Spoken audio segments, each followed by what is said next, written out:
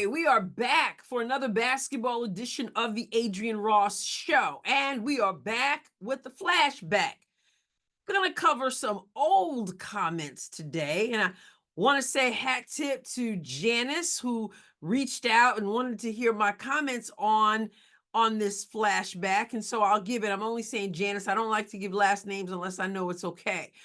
But we're going to be looking back at Coach Geno Auriemma of the UConn Lady Huskies and some comments he made just a few months ago about Caitlin Clark. And you've heard it said before, so I'm going to say it again. Those comments did not age well. But before we get to it, let me thank you again for your support. If you have not subscribed to the Adrienne Ross Show here on YouTube, please hit that subscribe button. We are over 21,000. So we're continuing to move forward, onward and upward. And I say this humbly, that's a good thing, because we have learned, if we're paying attention, that we can't really count on ESPN and some of these other outlets to tell it like it is and to be fair. So I appreciate the support, because we need people who are willing to be fair, who are willing to speak the truth, to have that support. And so I appreciate it very, very much. And if, again, you haven't subscribed, please do so. Tell your friends, share, comment respectfully. All right. So now let's get to it. Geno Auriemma's old comments about Caitlin Clark's WNBA rookie year look silly now. Andy Nesbitt. He starts off by saying that Caitlin Clark's rookie season in the WNBA got off to a bit of a slow start. That's his assessment. But now she's found her groove and she's playing electrifying basketball. That fans thought that she, was capable of playing from Iowa.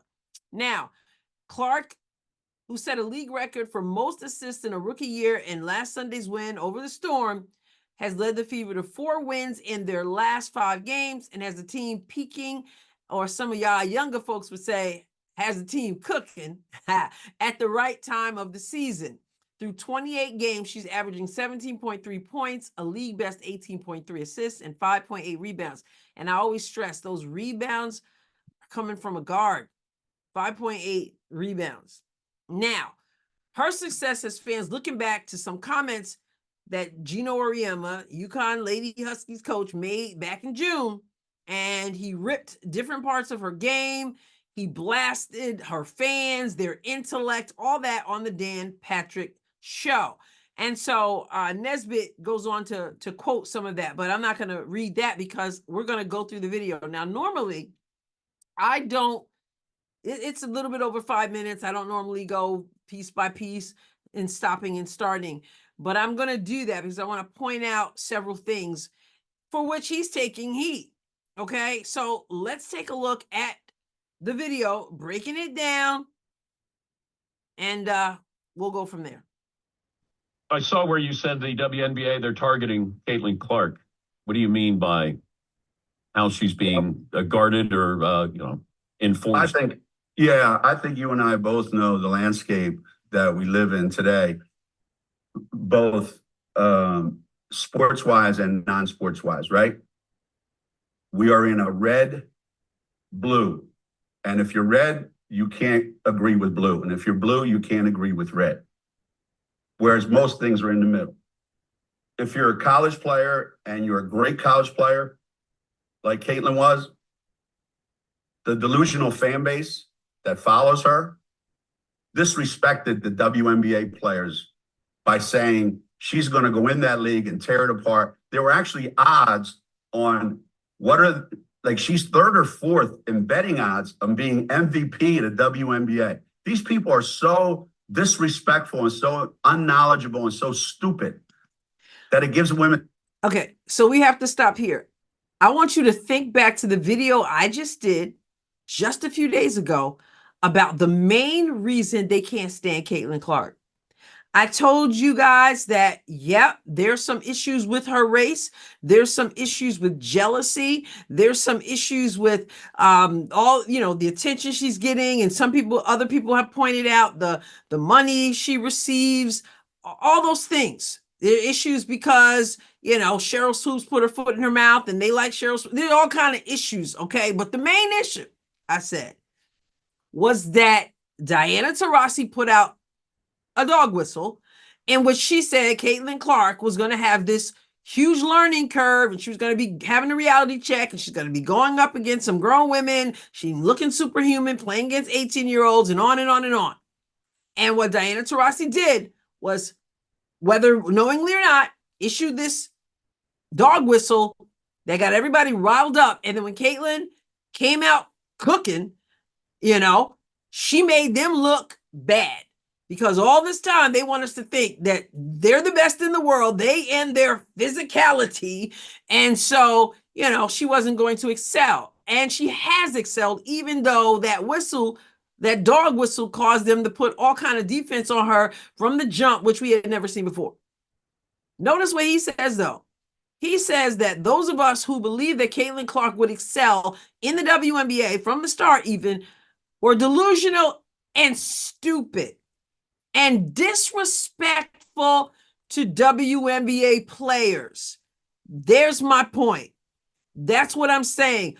That they felt that by saying that Caitlin could excel and that she was all that, that meant they were not all that. And as time has gone on, well, I'm going to have to say, they still not as good as they think they are.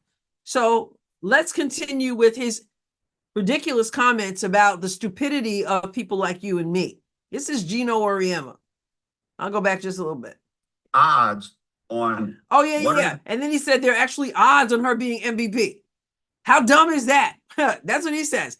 And now you're hearing that more and more and more and more, that people are saying, we're not even just talking about Rookie of the Year right now. We're talking about being in the running for MVP. I've heard people say that. You've heard people say that.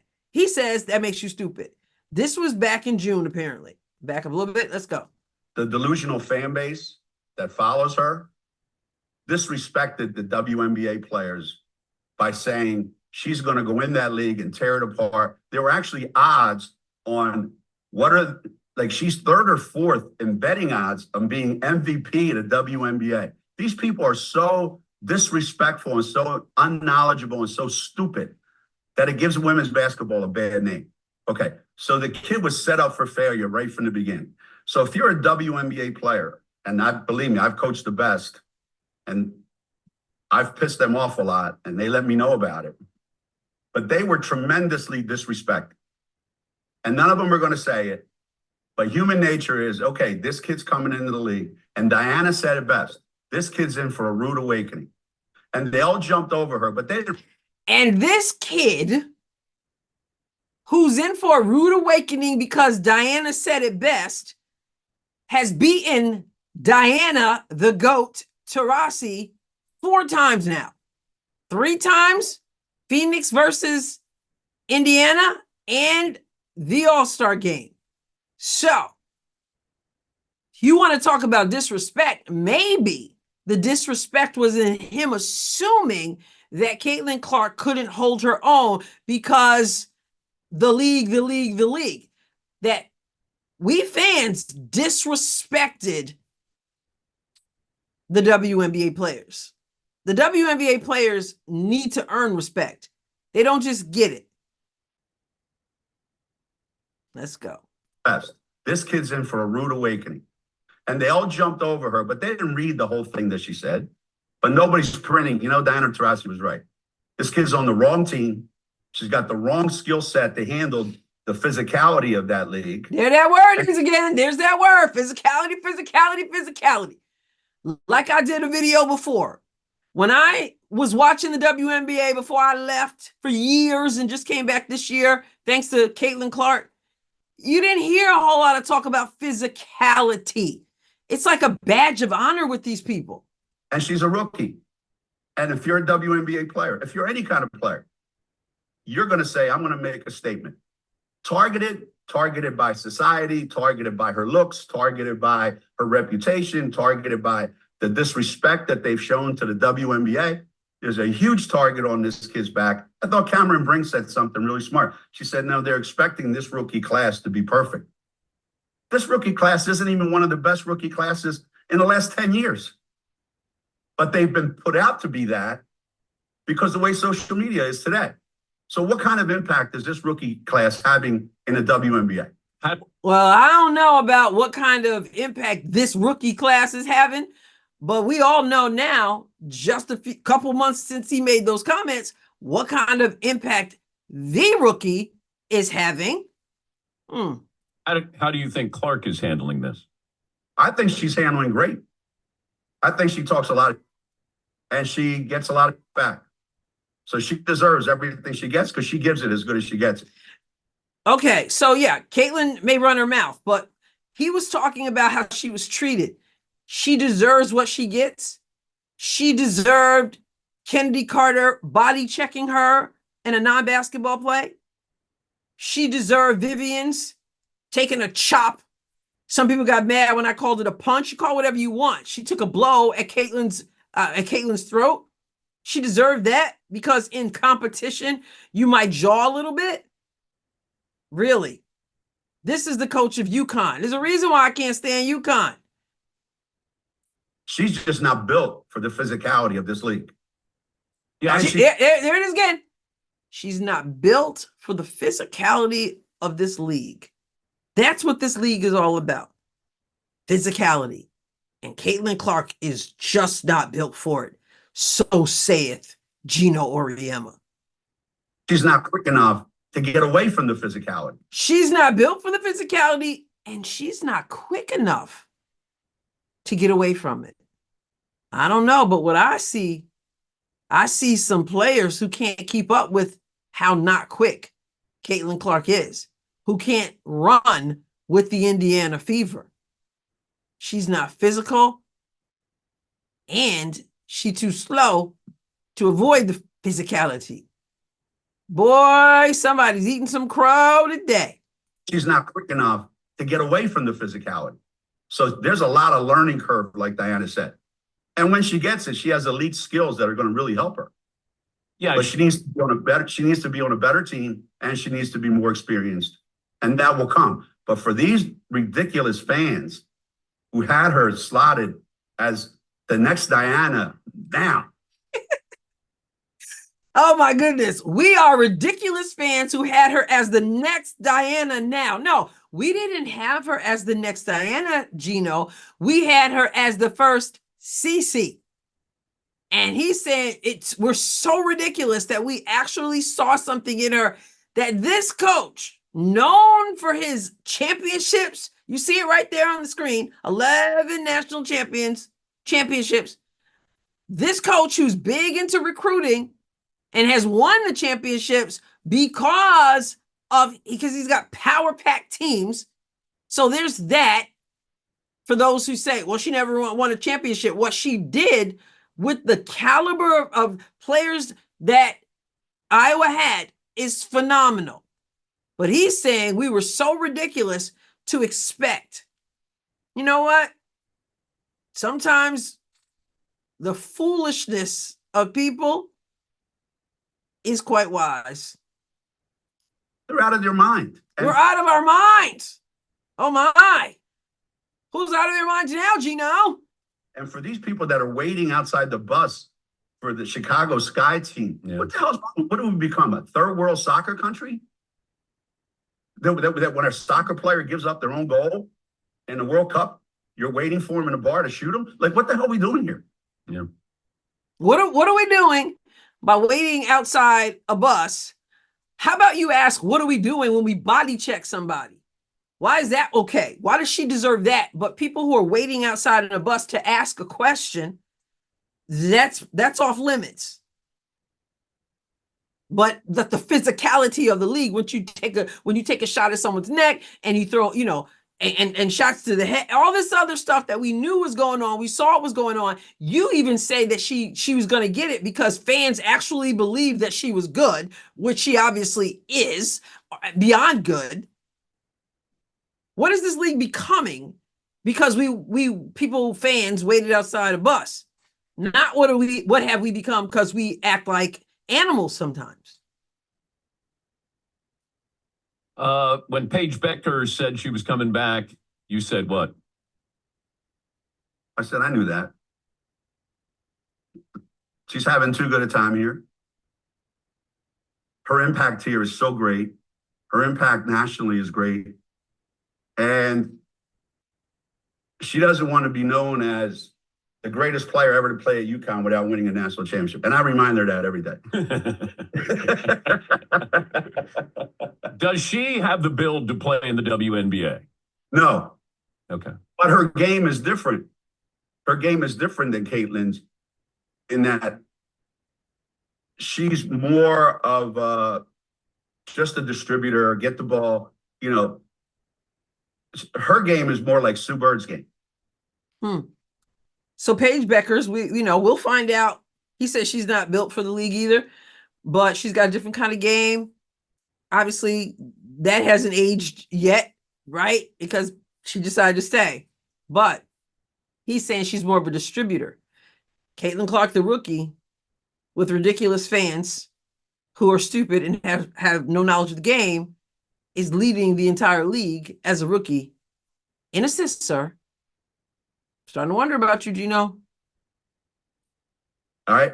And not that Sue had the physicality to play in that league, but obviously she's the best point guard ever. But I think her game, the subtleties of her game will translate.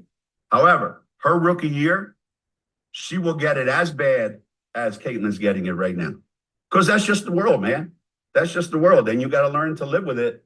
But yeah, seems to me that these WNBA players have to learn to live with Caitlin because they're all up in their feels, as they say, because of her.